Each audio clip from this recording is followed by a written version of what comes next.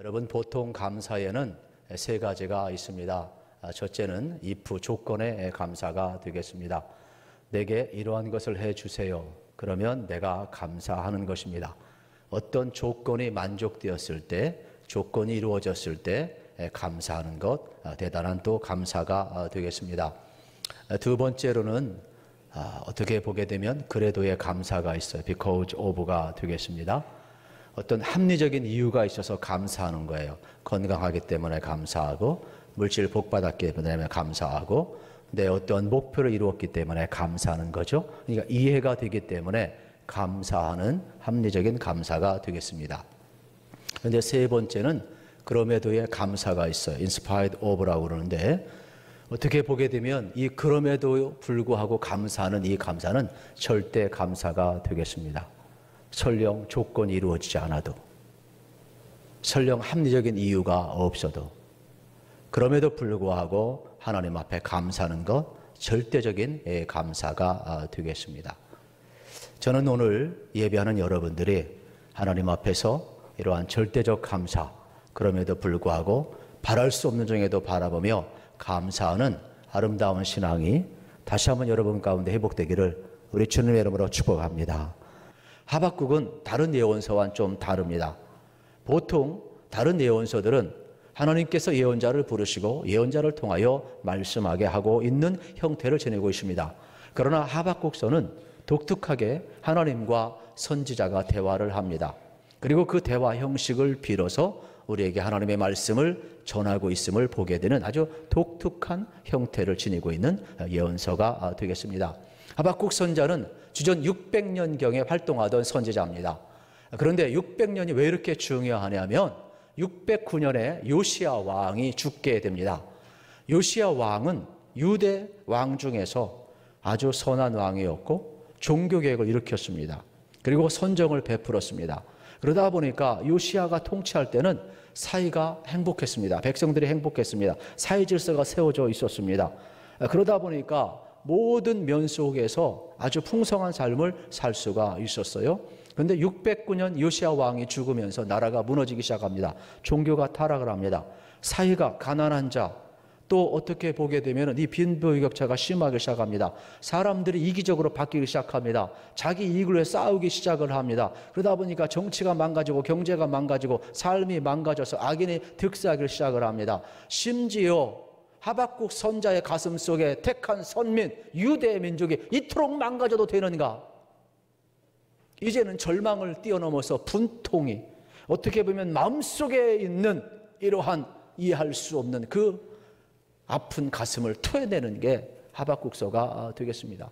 그래서 1장에서는 질문이 많아요. 하나님, 이렇게 악인들이 득세하고 있는데 하나님 왜 침묵하십니까? 질문을 던지는 내용들이 바로 1장의 내용이 되겠습니다. 이때 2장에서 여러분 하나님의 응답이 나오는데, 2장에서 무슨 응답이 나오느냐? 갈대아 사람, 더 포악하고 더 빠르고 더 강력한 갈대아 사람, 우리가 쉽게 이야기하는 블레셋 사람을 통하여서 유다를 심판하시겠다라는 말씀을 하십니다. 하박국 선자는 깜짝 놀랐어요. 해피르면 우리를 심판하더라도 우리보다 더 악한 민족을 들어서 우리를 심판하십니까? 질문을 던지고 있는 거예요. 그런데 3장에서 하박국 선자는 하나님의 하신 그 말씀 앞에 자기 울분도 내려놓고 하나님의 응답을 깊이 묵상을 하면서 결론은 감사의 기도를, 감사의 고백을 하나님 앞에 올려드리고 있습니다. 자기는 이해할 수 없는 현실입니다. 악인이 득세합니다. 그리고 하나님께서 왜 악한 자를 들어서서 우리를 심판하시는가 이해할 수 없습니다. 그럼에도 불구하고 그는 세 가지 질문을 던지면서 하나님 앞에 감사의 기도를 드리고 있어요. 하나님, 왜 침묵하십니까? 하나님, 왜 그렇게 섭리하십니까? 하나님, 하필이면 악인을 사용하십니까? 이러한 질문을 던지면서도 그가 최후의 감사의 여러분 고백을 하고 있는 장면은 우리에게 엄청난 도전을 주고 있습니다. 하나님이 하신다면 진노 중에라도 우리를 긍휼히 여겨달라고 기도합니다. 그리고 다시금 수년 내에 우리 민족을 일으켜서 부흥시켜 달라고 기도하고 있는 장면을 우리는 바라보게 되는 것입니다. 오늘 우리의 삶도 마찬가지입니다. 2020년 한 해를 되돌아보게 되면은 이해할 수 없는 일들이 참 많습니다. 말 그대로 감사보다는 우리에게 답답함과 불안함이 늘 엄습해오고 있는 현실입니다. 우리가 지금 부분적으로나마 우리가 이렇게 예배를 드리고 있지만은 실질적으로 언제 또 제약받을지 모르고 또 소그룹이나 여러 가지 활동을 마음껏 할 수 없는 이러한 불안한 시대에 우리는 가고 있습니다. 어느 순간부터 여러분, 우리는 마스크를 쓰지 않으면 죄인을 취급하는 시대에 살고 있습니다. 더 놀라운 사실은 어떤 외부적인 환경보다도 여러분, 현재 교회 안 나오는 가난한 교인이 이 모양 저 모양으로 많이 있다고 하지 않습니까? 그런데 이번 사건을 통하여서 더 우리의 삶이 여러분 말도 안 되게 온라인 예배에 안주하고 편안한 삶의 자리로 전락한 사람이 많이 있다는 겁니다. 저는 그래서 오늘의 현실 앞에 제가 질문을 던지지 않을 수가 없는 겁니다. 도대체 오늘 이러한 현상 앞에 우리 그리스도인들의 마음은 어디로 향하고 있느냐 이 말입니다. 우리의 신앙의 패턴은 과연 우리가 어디로 향하고 있느냐, 현실에 안주하고 있느냐, 현실의 통제에 길들여지고 있느냐. 하나님은 하나님을 바라보고 우리 정체성을 회복하고 다시 한번 예배가 회복되며 헌신이 회복되며 하나님 기뻐받는 모습으로 세상을 변화시키며 하나님 신 사명을 감당하며 살고자 하는 몸부림과 열망이 있느냐 묻지 않을 수가 없는 거예요. 하박국 선자는 이 답답한 현실과 답답한 가슴을 안고 하나님 앞에 나아가 묻고 기도하고 있어요. 그러면서 그가 답답한 현실 앞에서 감사할 수 있었던 첫 번째 이유는 하나님과의 관계성 속에서 그가 축복을 발견했기 때문에 그렇습니다. 19절 말씀에 보면 이러한 내용이 나옵니다. 같이 읽겠습니다. 주 여호와는 나의 힘이시라. 나의 발을 사슴과 같게 하사 나를 높은 곳으로 다니게 하시리로다. 아멘. 주 여호와가 나의 힘이랍니다. 여러분, 사람에게 힘이 되는 게 뭡니까? 물질 아닙니까? 물질이 있으면 사람은 힘을 얻습니다. 자기 목적을 이루고 명예를 이루고 지위를 이루고 권력을 갖게 되면 여러분 힘을 얻습니다. 왜 사람들이 세상에 나가 있도록 몸부림을 칩니까? 힘이 되는 걸 얻기 위해서 그렇습니다. 왜 직장 생활합니까? 왜 활동을 합니까? 왜 모든 관계를 갖습니까? 힘을 얻기 위해서 그렇습니다. 그런데 여러분 어떻습니까? 우리가 왜 힘 빠집니까? 건강 잃으면 힘 빠집니다. 돈 없으면 힘 빠집니다. 명예 실추되면 힘 빠집니다. 여러분 직장 잃어버리면 힘 빠집니다. 관계 깨지면 힘 빠집니다. 그러면 우리 한번 생각해 보십시다. 여러분 지금 하박국 선지자는 왜 여호와가 나의 힘이라고 나의 힘이 되신 여호와를 지금 바라보며 부르짖고 있느냐 이 말입니다. 오늘 우리는 기억을 해야만 합니다. 하박국 선지자는 철저히 자기가 힘이라고 여겼던 나라도 바벨론에서 망한다는 하나님의 예언의 말씀을 듣습니다. 자기가 힘이라고 믿었던 무화과 나무도 포도나무도 감람나무도 여러분 소도 양도 여러분 밭의 모든 소철도 아무것도 없는 상황 속에서 결국 나에게 힘은 뭐냐? 여호와가 나의 힘이라는 것을 발견하게 되는 겁니다. 그러면 아무것도 없어도 하나님과 나와의 관계가 바로 되면 하나님을 아버지라고 부를 수 있고 하나님이 나의 하나님이고 내가 그의 백성이라면 얼마든지 이러한 상황 속에서도 하나님이 힘임을 분명히 깨달은 겁니다. 자기가 힘이라고 의지했던 것 사라져 보니까 힘 빠지거든. 오늘 우리도 마찬가지입니다. 하나님과 나와의 관계가 바로 되기만 하면 여러분 우리에게는 여호와가 힘인 줄로 믿습니다. 그래서 이스라엘 백성들은 하나님과의 관계가 바를 때 하나님이 힘이었습니다. 하나님을 가까이 하면 평강이 이루어졌습니다. 나라도 평안했습니다. 그러나 하나님과의 관계가 깨지면 개인도 나라도 망함을 우리는 구약을 통해서 보고 있는 겁니다. 신약 예수님도 말씀하십니다. 요한복음 10장에서 나는 선한 목자라 너희는 뭐라 그랬어요? 양이라 그랬습니다. 선한 목자가 있기 때문에 양이 필요한 겁니다. 만약에 선한 목자가 없다면 양은 존재 가치가 없는 겁니다. 요한복음 15장에서 이야기합니다. 나는 포도나무에 너희는 가지라 그랬습니다. 포도나무가 있어야 가지가 붙어 있는 겁니다. 포도나무가 없으면 가지는 존재 가치가 없는 겁니다. 그만큼 주님과 나와의 관계가 무엇이냐가 매우 중요한 겁니다. 우리가 아무리 부족하다 할지라도 여러분, 예수님이 포도나무고 우리가 그의 가지라면, 예수님과의 관계가 바로 되면 저절로 여러분 어떻게 돼요? 가지는 열매를 맺게 되어 있는 말씀을 우리에게 가르쳐주고 있는 것입니다. 이렇게 성경은 하나님과의 관계성 속에서 축복이 오고 있음을 우리에게 가르쳐주고 있습니다. 하박국 선지자는 소유의 많고 적음이 여러분 어떻게 보면 기준이 아니라 하나님 관계에서 오는 이 축복, 나의 힘이 하나님께 있음을 고백해내고 있습니다. 시편 100편 감사의 시도 마찬가지입니다. 여기 특별히 3절 4절에 보게 되면 시편 기자는 이렇게 노래하고 있습니다. 여호와가 우리 하나님이신 줄 너희는 알지어다. 그는 우리를 지으시니요 우리는 그의 것이니 그의 백성이요 그의 기르시는 양이로다 그랬습니다. 여러분, 우리가 알 것이 많이 있는데 하나님을 알라는 것입니다.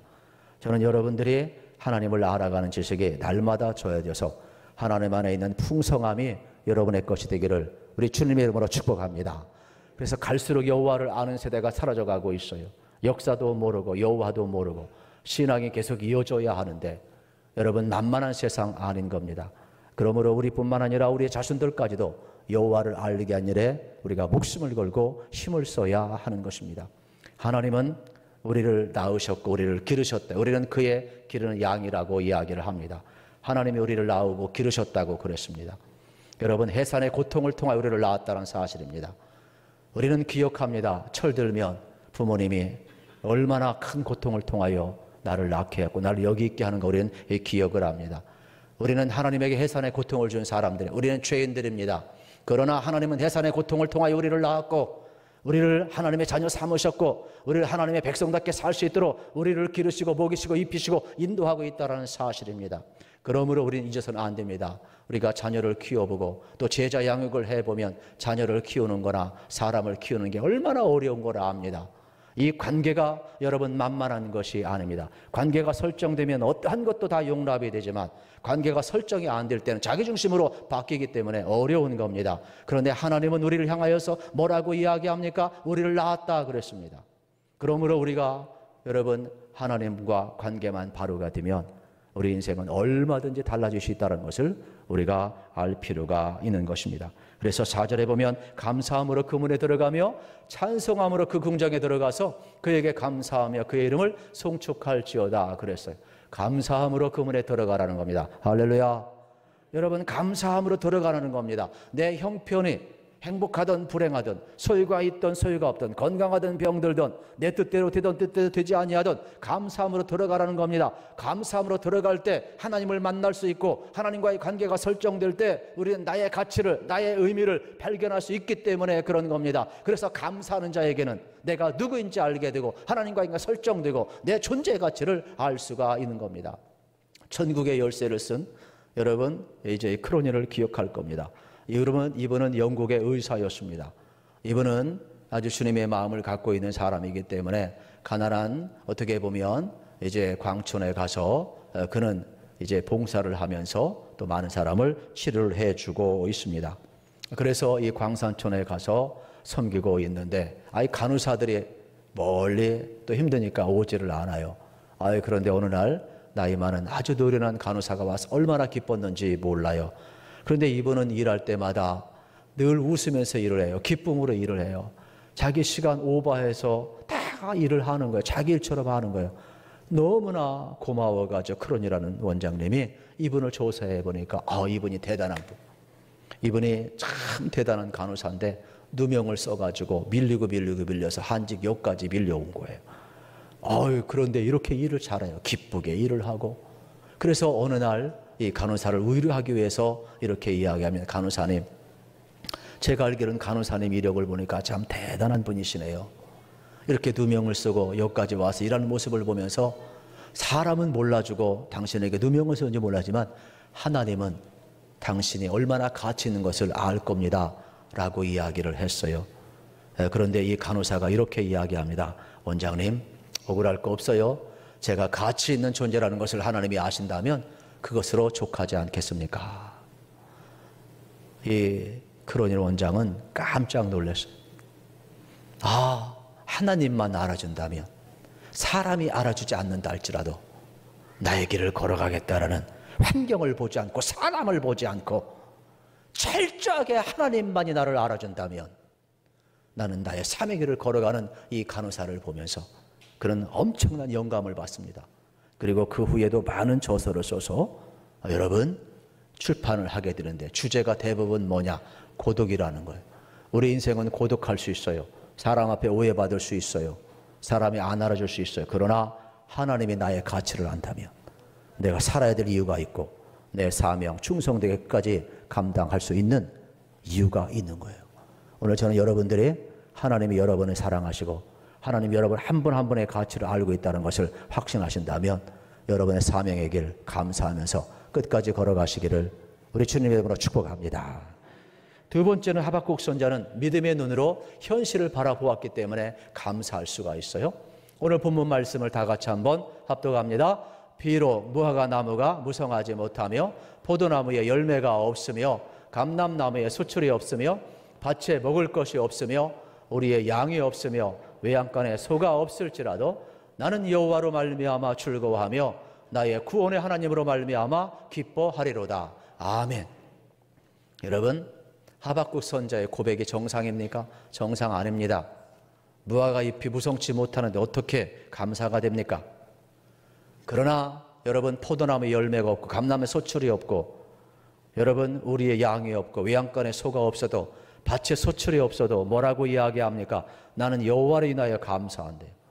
이건 육신의 눈이 아닙니다. 믿음의 눈입니다. 영적인 눈이 뜨인 겁니다. 사람은 사물을 볼 때 세 가지 차원에서 사물을 본다고 합니다. 첫째는 환경의 눈으로 사물을 보는 겁니다. 두 번째는 마음의 눈으로 사물을 보는 겁니다. 세 번째는 믿음의 눈으로 사물을 보고 있는 겁니다. 지금 하박국의 상황은 환경적으로 보면 아무것도 없습니다. 감사할 수가 없어요. 마음의 눈으로 보면 비통한 겁니다. 비참한 겁니다.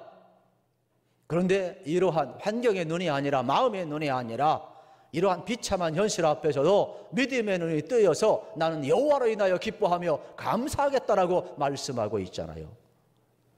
저는 이 감사가 오늘 우리의 감사가 되어야 되겠다. 그래서 예배하는 여러분들에게 하나님께서 은혜를 주셔서 믿음의 눈이 뜨이기를 우리 주님의 이름으로 축복합니다. 오늘 우리도 마찬가지예요. 여러분, 이 하박국 선지서 전체를 보게 되면은 나는 여호와로 인하여 기뻐하겠다, 감사하겠다 그러거든요. 그러면 여호와로 인하여라는 말은 여호와 때문이 아니라 여호와 안에서라는 말이에요.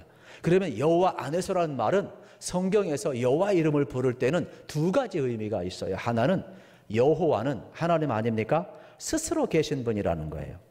두 번째는 여러분, 여호와로 인하여 이 말은 하나님의 신실함 때문. 그 신실함이 뭐냐? 언약을 맺으시고 이루시는 하나님 때문에 감사한다라는 거예요. 그래서 하박국 3장 오늘 1절부터 여러분 제가 끝까지 읽어야 되지만 17절 18절만 택했지만 앞부분에 보게 되면은 이러한 내용이 나와요. 하나님이 이스라엘을 택하시고 애굽에서 나오게 하시고 광야 40년을 걷게 하셨을 때 이스라엘 백성이 얼마나 배은망덕했어요.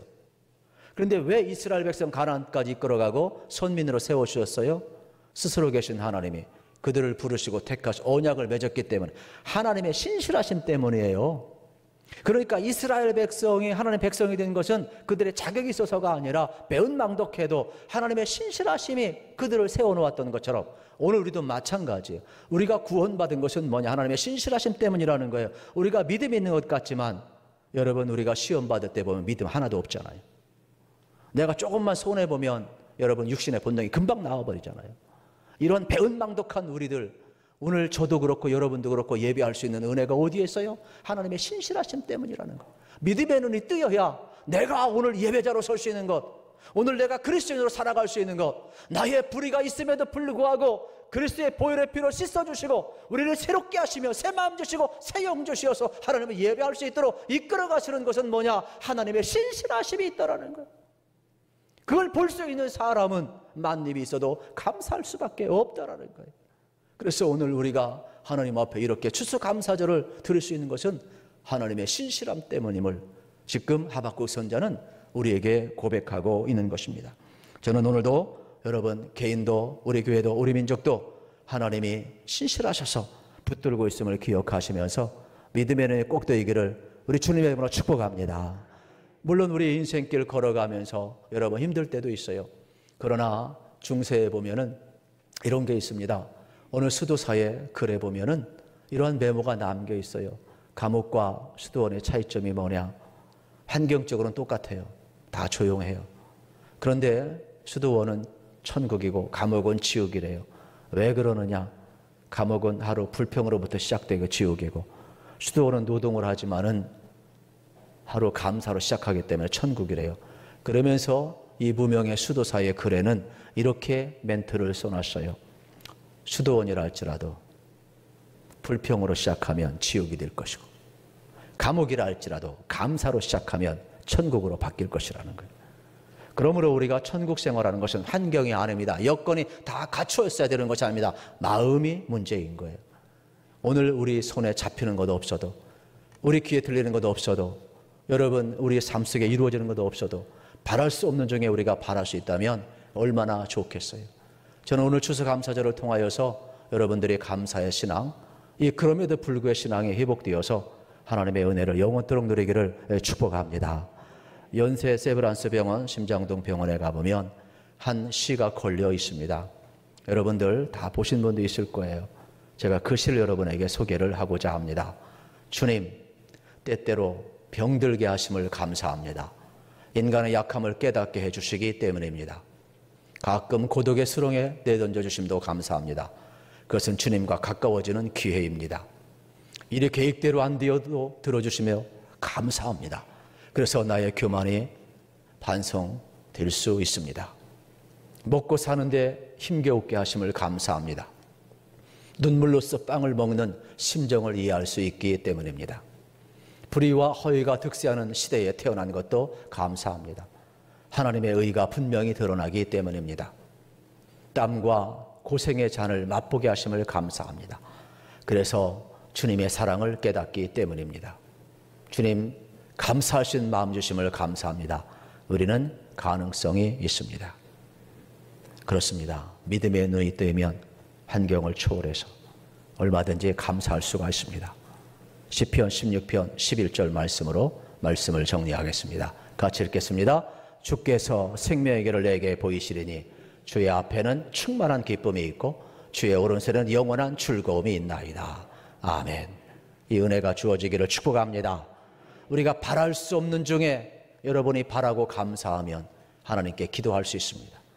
내 손에 잡히지 않아도, 여러분 내 눈에 보이지 않아도, 어떻게 보면 여러분 뜻대로 되지 않아도, 여러분 하박국 선자처럼 모든 것이 없는 절망의 상황 속에서라도 여러분들이 하나님을 바라보고 감사할 수 있다면 여러분들은 하나님 앞에 최고의 감사의 노래를 올려드릴 수 있을 것입니다. 여러분이 바랄 수 없는 중에 감사할 수 있다면 하나님께 소망을 두고 여러분 소망의 삶을 이어갈 수 있을 것입니다. 이 어려운 시대에도 여러분 다시 한번 바랄 수 없는 중에도 바라며 감사하셔서 복된 길 걸어가는 주의 백성들 다 되시기를 우리 주님의 이름으로 축복합니다.